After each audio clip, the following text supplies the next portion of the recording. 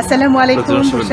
সবাইকে অনেক অনেক আমন্ত্রণ জানাচ্ছি। আজকে আমি এমন একজন মানুষের পাশে দাঁড়িয়ে আছি, আপনারা দেখতে পাচ্ছেন।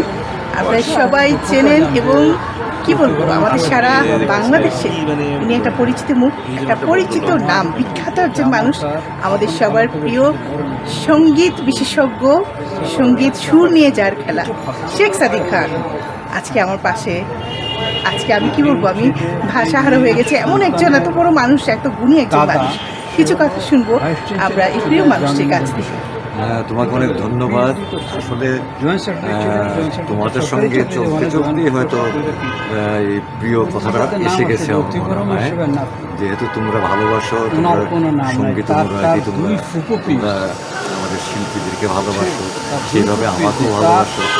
ভালোবাসাটা তোমার থেকে পাচ্ছি আমি এবং সারা জীবন পেয়ে যেতে চাই। এটা হয়তো আমার একটা সঙ্গীত জীবন চলার পথে মনে করি এটা আমার সঞ্চয়। তো তোমাকেও আমি পছন্দ করি, তুমি অনুষ্ঠান করো, তুমি বেশ চলচ্চিত্র গান নিয়ে অনেক অনুষ্ঠান করে তুমি দেখেছি, তোমার অনুষ্ঠান দিয়েছিও, তুমি এখনও করে যাচ্ছ এবং এখনও কিছু কিছু প্রোগ্রাম দেখি, তোমার ফেসবুকেও কিছু প্রোগ্রাম দেখি, ইউটিউবে আছে প্রোগ্রাম। তো এটা ভালো, সুন্দর। আমি আশা করব যে আমাদের যারা শিল্পীরা সিনিয়র যারা এখনও আছেন তাদেরকেও তুমি তাদের সঙ্গে তুমি কথোপকথন করার চেষ্টা করবে এবং যারা প্রমিজিং, যারা আমাদের সম্ভাবনাময় শিল্পী আছে তাদের সঙ্গে তুমি কথা বলবে, তাদের সঙ্গে কথা বলতে তাদেরকে দরকার হলে কিছু সাজেশনও দিবে যে আসলে দীর্ঘজীবন কাজ করতে গেলে যে জিনিসগুলোর প্রয়োজন, যেমন ত্যাগের প্রয়োজন, সাধনার প্রয়োজন এবং জীবনযাপনেরও একটা ব্যাপার আছে এখানে, আচরণের একটা ব্যাপার আছে এখানে, সব মিলিয়ে কিন্তু একটা শিল্পিত্বর ব্যাপার। আমরা চাই সব কিছুতে শৈল্পিক আচরণ থেকে আরম্ভ করে চলাফেরা থেকে আরম্ভ করে কাজ থেকে সব কিছু শৈল্পিক হবে, সেটাই হবে আমাদের পাওনা। তোমাকে অনেক ধন্যবাদ বুশরা, তুমি ভালো থাকো। ধন্যবাদ।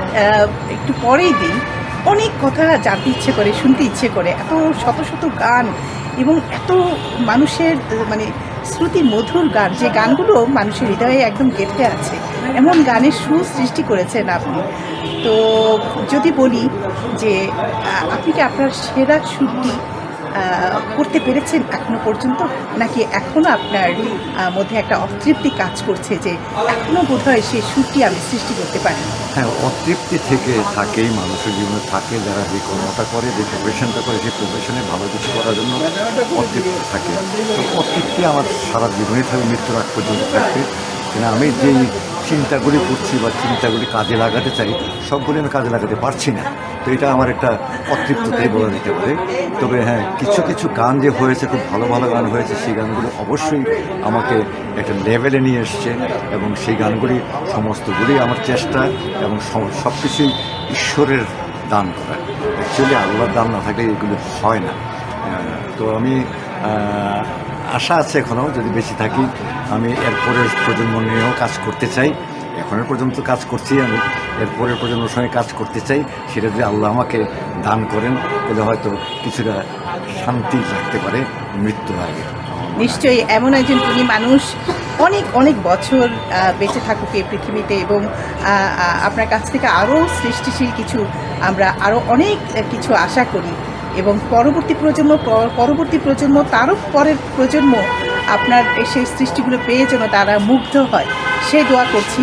কারণ একজন গুণী মানুষ এই পৃথিবীতে যত বেশি বেঁচে থাকবে তত বেশি পৃথিবীটা সুন্দর হয়ে উঠবে।